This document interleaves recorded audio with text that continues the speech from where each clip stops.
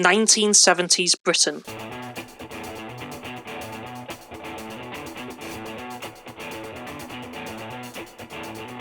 The end of the swinging 60s, where threat from the Cold War boomed, and we had the introduction of the first female Prime Minister of the United Kingdom, lover or hater, and the dawn of the Gay Liberation Front.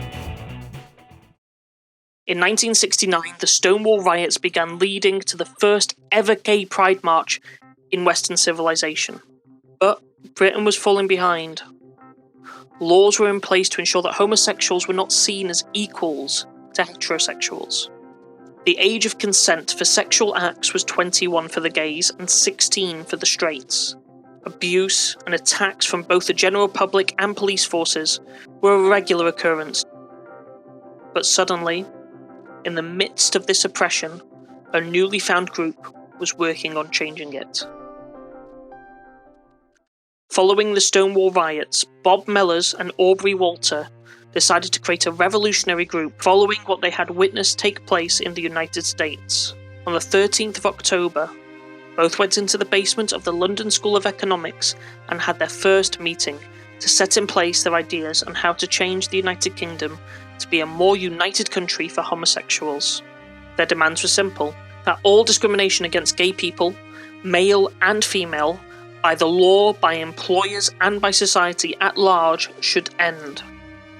That all people who feel attracted to a member of their own sex be taught that such feelings are perfectly normal. That sex education in school stop being exclusively heterosexual. That psychiatrists stop treating homosexuality as though it was a problem or sickness, thereby giving gay people senseless guilt complexes.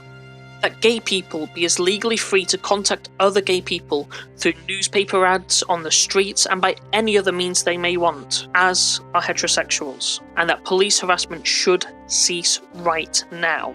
That employers should no longer be allowed to discriminate against anyone on account of their sexual preferences. That the age of consent for gay males be reduced to the same as for straights.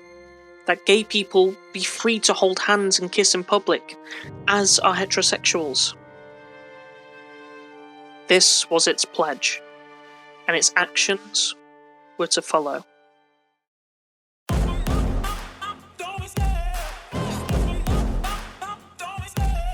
On the 27th of November 1970, the Gay Liberation Front held its first public demonstration in Highbury Fields.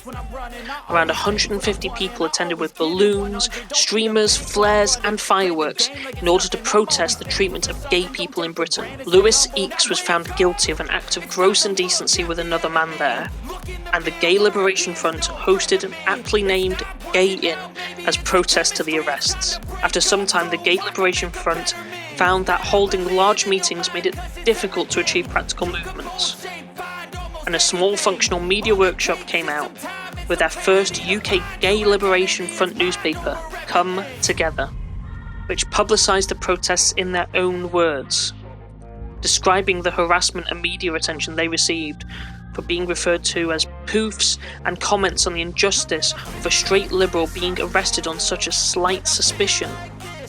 In retaliation, not only did they march with balloons and shout slogans such as gay power, but also demonstrated the power of their togetherness by walking around the fields arm in arm and kissing publicly. The newspaper also gave information on where future Gay Liberation Front events would take place. A manifesto was written and published by the Gay Liberation Front in October of 1971 to clearly and publicly explain why gay people were oppressed and to map a way forward in its fight for equality.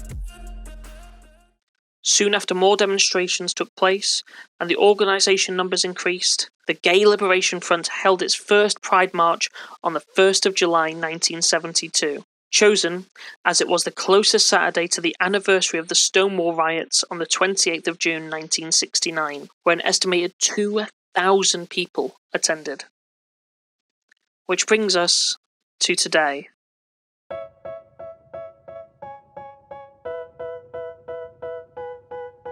More than 1 million people are expected to take to the streets of London this weekend for London Pride, a celebration of the LGBT plus community.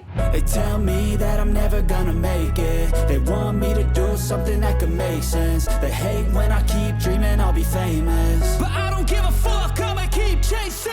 Over 50 years after the UK's first Pride March, and now gay Pride marches are seen across the country, from London to Carnarvon in North Wales, from Brighton to Aberdeen.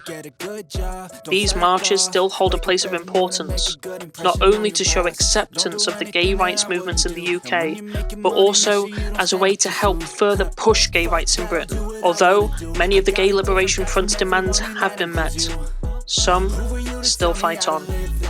Luckily, this is only the start of the story. They tell me that I'm never gonna make it. They want me to do something that